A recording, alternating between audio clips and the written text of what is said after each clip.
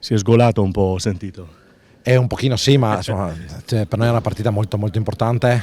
Venivamo da quattro buone prestazioni, ma anche 4 sconfitte.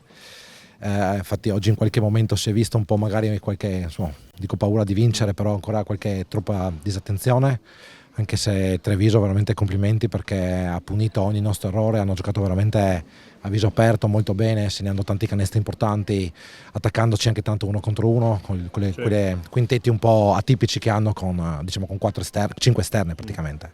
Voi avete provato ad allungare ad ogni quarto, poi loro vi riprendevano ogni volta e lì ti sei un po' arrabbiato, visto?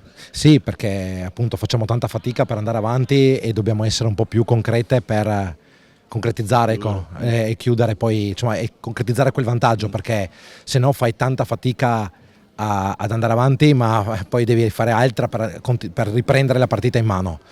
Devo essersi, poi insomma, ultimo quarto siamo stati forse un po' più lucidi anche contro la zona, abbiamo trovato dei buoni canestri sui tagli e siamo riusciti a portare, penso, meritatamente a casa la partita. In sede di presentazione iniziale di telecronaca avevo detto insomma era una partita importante per entrambe.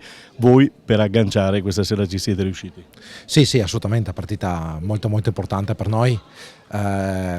Treviso ha dimostrato di essere una squadra veramente tosta e che può dare filo da torcere a tutti. Noi avevamo bisogno come il pane di questi 2 punti e quindi siamo riusciti a portare a casa.